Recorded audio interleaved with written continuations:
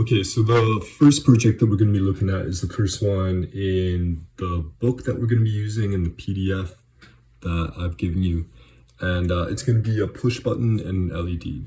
And so rather than having a push button in series with an LED, and when it's pressed, it allows current to flow through the LED, like a simple circuit, we're going to have the Arduino read the push button as an input, and then have it processed by the Arduino, and then have it affect an output, in this case our LED.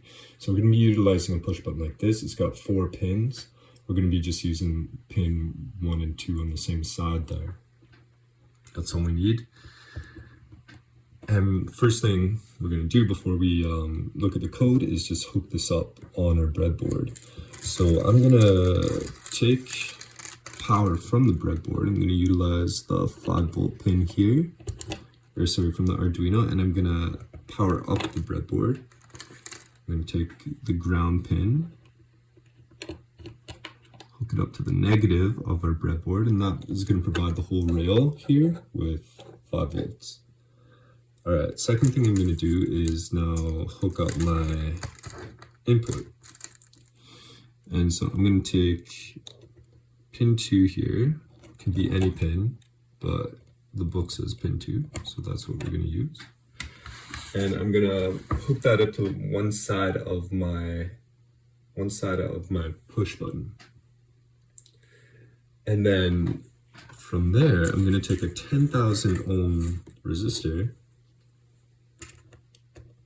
and hook it up to ground.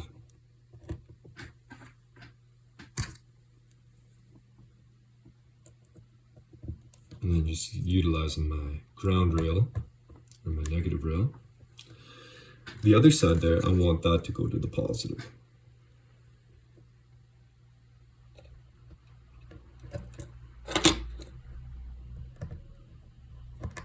Okay. I'll try to get those out of the way. So that takes care of my input. Now I want to take care of my output. So I got my LED here. I'm going to take my shorter leg, the negative, the cathode, and that's going to plug in to the negative rail. And I need a series limiting resistor whenever I'm powering up an LED. That's what we ought to have. This is a 220. And then from the other side there, I'm going to go to my output pin. And so when my output pin gets 5 volts, it's going to turn on that LED. Alright, so that takes care of my breadboard. Let's take a look at the code and what's happening here.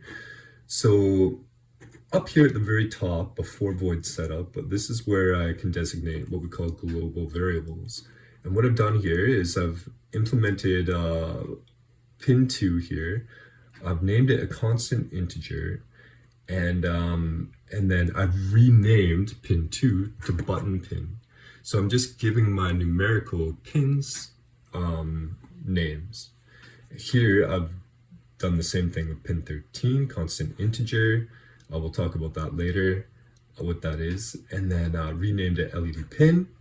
And then I've also created a variable to monitor the state of my push button. That's called button state, and I'm gonna give it a value of 0, which means it's not gonna have any voltage initially when it runs through my code.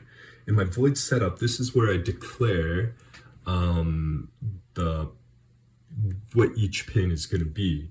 So I'm gonna use a function pin mode, and then I'm gonna call LED pin, which is pin 13.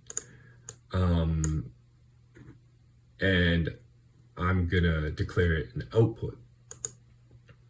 Pin 2 is in contrast, going to be an input.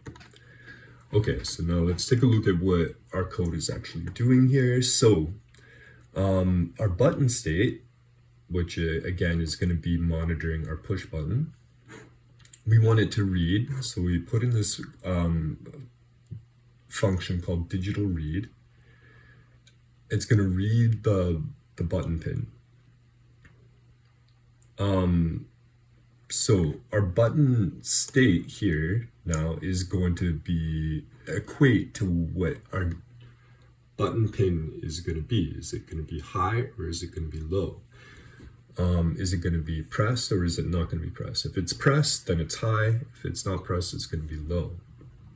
So if our button is high, so we get this equal sign, which means equals. So if button state is high, if it's pressed, then we want to digital write. So it's going to affect our output now. LED pin 13, high, turn it on. Else, if it's not doing that, then we want the LED pin to be low. So digital write, LED pin low. So the first thing we do when we create some code is we probably want to verify it, see if there's any mistakes in our code before we send it to Arduino. In this case, it didn't find anything, so we are going to go to upload.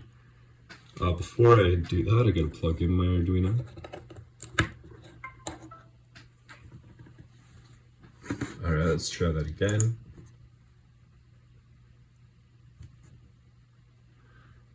Okay, so it's uploaded it to the Arduino now. So it's monitoring the push button here.